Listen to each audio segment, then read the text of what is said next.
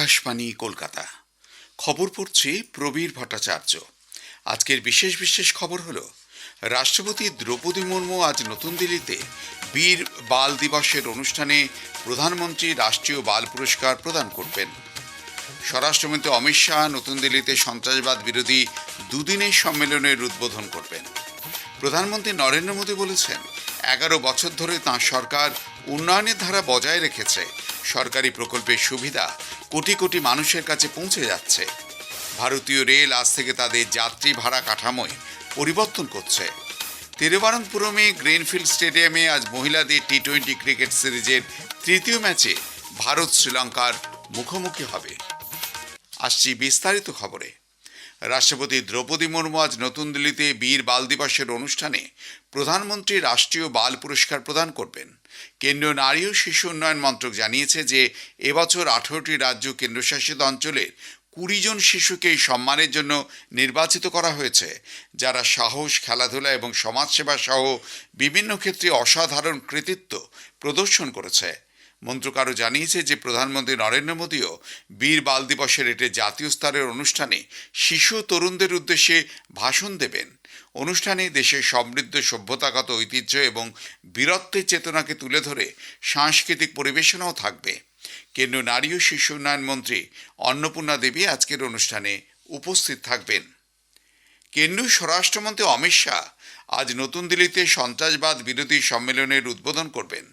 স্বরাষ্ট্র মন্ত্রক জানিয়েছে যে দুদিনের এই সম্মেলনে সন্ত্রাসবাদ মোকাবেলায় নিযুক্ত অপারেশনাল বাহিনী, প্রযুক্তিগত, আইনি এবং ফরেনসিক বিশেষজ্ঞদের জন্য জাতীয় নিরাপত্তাকে প্রভাবিত করে এমন বিষয় এবং সন্ত্রাসবাদ থেকে উদ্ভূত হুমকি নিয়ে আলোচনা করা হবে। মন্ত্রক আরও বলেছে যে সম্মেলনে অন্যান্য বিষয়ের মধ্যে বিদেশি বিচার ব্যবস্থা থেকে প্রমাণ সংগ্রহ, সন্ত্রাসবাদ বিরোধী তদন্তে ডিজিটাল ফরেনসিক এবং ডেটা বিশ্লেষণ, জাতীয় নিরাপত্তার জন্য সাম্প্রতিক হুমকি ইত্যাদি বিষয়ে আলোচনা হবে। দুদিন এই সম্মেলনের আয়োজন করেছে জাতীয় তদন্ত সংস্থা এনআইএ। ওড়িশায় গতকাল সকালে নিরাপত্তা বাহিনীর যৌথ অভিযানে এক শীর্ষ মাওবাদী নেতা মারা পড়েছে। তার মাথার দাম ছিল 1,10,00,000 টাকা। নিহত এই মাওবাদী নেতা গণেশ উইয়েকে নিষিদ্ধ সিপিআই মাওবাদী কেন্দ্রীয় কমিটির সদস্য হিসেবে শনাক্ত করা হয়েছে। নিহত মাওবাদী বিভিন্ন রাজ্যে বেশ কয়েকটি বড় মাওবাদী হামলার ঘটনায় যুক্ত ছিল। ওড়িশা পুলিশ জানিয়েছে, কান্ধামাল গঞ্জাল সীমান্তবর্তী রাস্তা রামবা বনাঞ্চলে নিরাপত্তা বাহিনীর সঙ্গে সংঘর্ষের সময় এই ঘটনা ঘটে। গুলি বিনিময়ের সময় আরও 5 মাওবাদী নিহত হয়েছে বলে খবর পাওয়া গেছে। প্রধানমন্ত্রী নরেন্দ্র মোদী বলেছেন, গত 11 বছরে তাঁর সরকার দেশের প্রত্যেক নাগরিকের কল্যাণের জন্য কঠোর পরিশ্রম করছে। জাতি, ধর্ম, বর্ণ নির্বিশেষে প্রতিটি মানুষই এই প্রকল্পগুলির সুবিধা পেয়েছেন।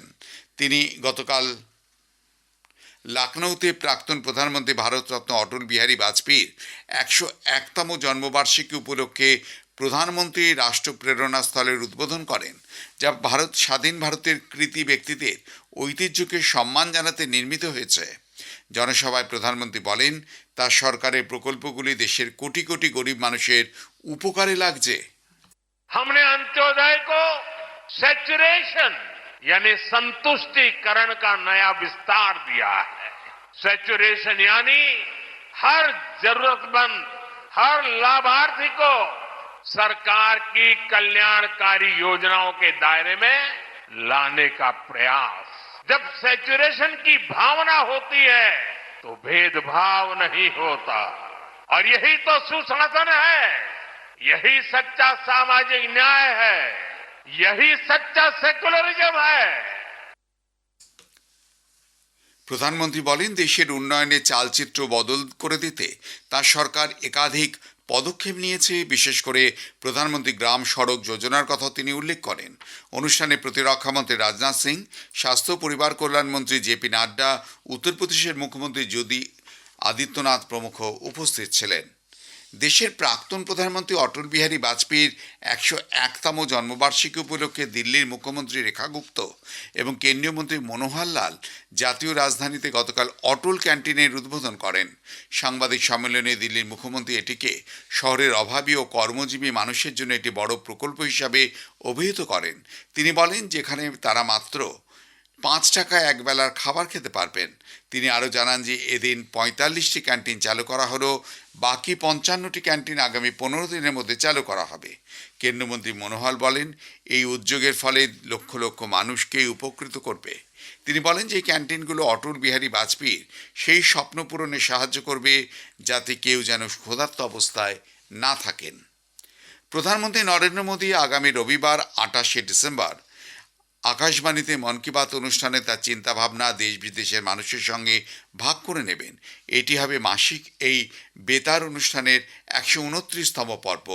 বেলা 11টা থেকে আকাশবাণী এবং দূরদর্শনের সবকটি চ্যানেল এবং Akashvani news on AIR website, mobile app, প্রধানমন্ত্রী দপ্তর, তথ্য সম্প্রচার মন্ত্রকের ওয়েবসাইট ও ইউটিউব চ্যানেলে মন কি বাত সম্প্রচারিত হবে।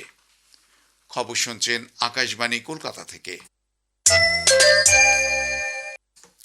আমাদের সংবাদ শোনা যাবে ইউটিউব চ্যানেল আকাশবাণী সংবাদ বাংলা, ফেসবুক ও ইনস্টাগ্রাম আকাশবাণী সংবাদ কলকাতা এবং এক্স হ্যান্ডেল এআর নিউজ কলকাতাতে। ভারতীয় রেল আজ থেকে তাদের যাত্রী ভাড়া কাঠামোয় পরিবর্তন করছে। এই সংশোধিত ভাড়া কাঠামোয় শহরতলি ট্রেন পরিষেবা এবং সিজন টিকিটের ভাড়ার কোনো পরিবর্তন করা হয়নি। সংশোধিত ভাড়া আজ থেকে নতুন টিকিট কাটার ক্ষেত্রে কার্যকর হবে। আগে কাটা টিকিটের ক্ষেত্রে কোনো অতিরিক্ত মূল্য দিতে হবে না। সাধারণ দ্বিতীয় শ্রেণী কামরায় 215 কিলোমিটার পর্যন্ত যাত্রী ভাড়া বাড়েনি। 2 থেকে 16 থেকে 750 কিলোমিটার পর্যন্ত ভাড়া বেড়েছে 5 টাকা। আরেকবার পড়ছি, 216 থেকে 750 কিলোমিটার দূরত্ব পর্যন্ত ভাড়া বেড়েছে 5 টাকা। এছাড়াও 751 কিলোমিটার থেকে 1250 কিলোমিটার পর্যন্ত 10 টাকা ভাড়া বেড়েছে।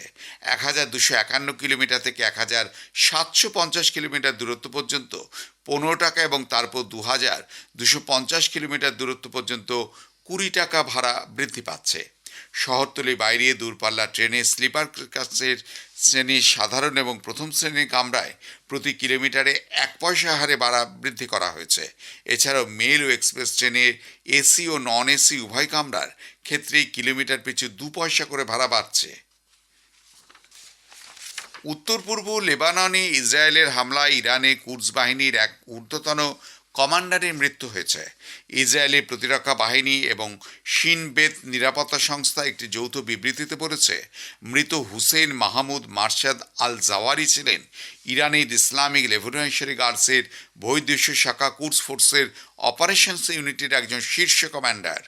ইসরায়েলের বিবৃতি অনুসারে আল জাওয়ারি বিগত কয়েক বছরে সিরিয়া লেবানন অঞ্চলে ইসরায়েলের বিরুদ্ধে সন্ত্রাসবাদী কর্মকাণ্ড এগিয়ে নিয়ে যাওয়ার সঙ্গে জড়িত ছিলেন।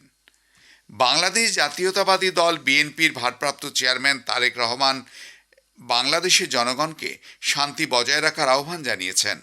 বলেছেন, এদেশ হিন্দু, বৌদ্ধ, মুসলিম, খ্রিস্টান সহ সব ধর্মের মানুষের। 17 বছর পর ঢাকায় ফিরে দলীয় সমর্থকদের উদ্দেশ্যে দেওয়া তার প্রথম ভাষণে রহমানের এই মন্তব্য এমন এক সময় এলো যখন গত বছরের আগস্টে অন্তর্বর্তী সরকার ক্ষমতা গ্রহণের পর থেকে বাংলাদেশের সংখ্যালঘুদের, বিশেষ করে হিন্দুদের বিরুদ্ধে ধারাবাহিক অত্যাচারের ঘটনা সামনে এসেছে। রহমান বলেন, সবার একসঙ্গে দেশ গড়ার সময় এসেছে। এই দেশ পাহাড় ও সমতলের মানুষ, মুসলিম, হিন্দু, বৌদ্ধ, খ্রিস্টান সবার। বাংলাদেশের ক্ষমতাচ্যুত প্রধানমন্ত্রী শেখ হাসিনা বলেছেন যে মোহাম্মদ ইউনূসের নেতৃত্বাধীন অন্তর্বর্তী সরকার বাংলাদেশে অমুসলিমদের উপর অবর্ণনীয় অত্যাচার চালাচ্ছে। 78 বছর বয়সী আওয়ামী লীগ নেত্রী আরও বলেন যে অবৈধভাবে ক্ষমতা দখলকারী বর্তমান শাসক গোষ্ঠী ধর্মীয় সংখ্যালঘুদের পুড়িয়ে মারার মতন ভয়াবহ নজির স্থাপন করেছে। তিরুবনন্তপুরমে গ্রিনফিল্ড স্টেডিয়ামে আজ মহিলাদের টি-20 ক্রিকেট সিরিজের তৃতীয় ম্যাচে ভারত শ্রীলঙ্কার মুখোমুখি হবে। খেলা শুরু হবে সন্ধ্যে 7টায়। শেষ করার আগে খবরের বিশেষ কিছু অংশ আরও একবার। রাষ্ট্রপতি দ্রৌপদী মুর্মু আজ নতুন দিল্লিতে বীর বাল দিবসের অনুষ্ঠানে প্রধানমন্ত্রী রাষ্ট্রীয় বাল পুরস্কার প্রদান করবেন। স্বরাষ্ট্রমন্ত্রী অমিত শাহ নতুন দিল্লিতে সন্ত্রাসবাদ বিরোধী দুদিনের সম্মেলনের আজ উদ্বোধন করবেন। প্রধানমন্ত্রী নরেন্দ্র মোদী বলেছেন, 11 বছর ধরে তাঁর সরকার উন্নয়নের ধারা বজায় রেখেছে। সরকারি প্রকল্পের সুবিধা কোটি কোটি মানুষের কাছে পৌঁছে যাচ্ছে। খবর শেষ হলো, পরে খবর জাতীয় সংবাদ 7টা 25 মিনিটে।